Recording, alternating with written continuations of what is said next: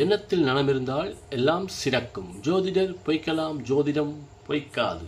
சனிப்பெயர்ச்சி விருச்சிகம்.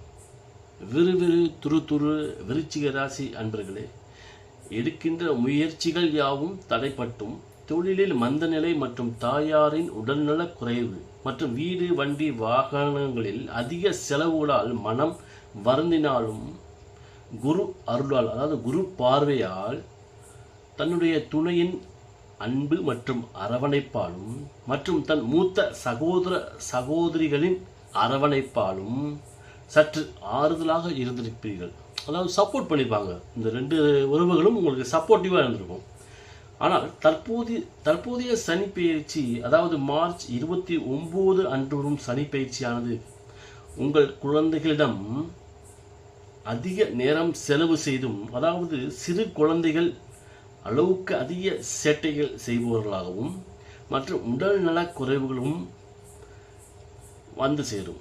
இளம் வயதில் இருக்கும் குழந்தைகளிடம் அவர்களுடைய உணர்வுகளை புரிந்து மற்றும் பகிர்ந்து வாழும் நண்பர்களாகவும், தமது துணையிடம் நல்ல புரிந்துணர்வோடும் மற்றும் அனைத்து நிலைகளிலும் தமது சொற்களை தேன் தடவிய சொற்களால் பேச கற்றுக்கொள்ளுங்கள்.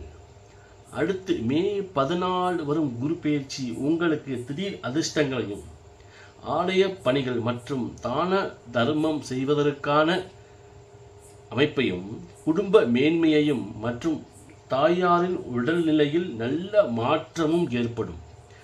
உங்கள் குழந்தைகள் மற்றும் உங்கள் துணைவரையும் கண்ணின் இமை போல் காத்து வாழ்வதே இன்ப வாழ்விற்கான சூட்சமமாகும் என்று கூறி விடைபெறுவது உங்கள் ராஜா ஜோதிடர் ராதி. மீண்டும் அடுத்த பதிவில் சந்திப்போம். நன்றி, வணக்கம்.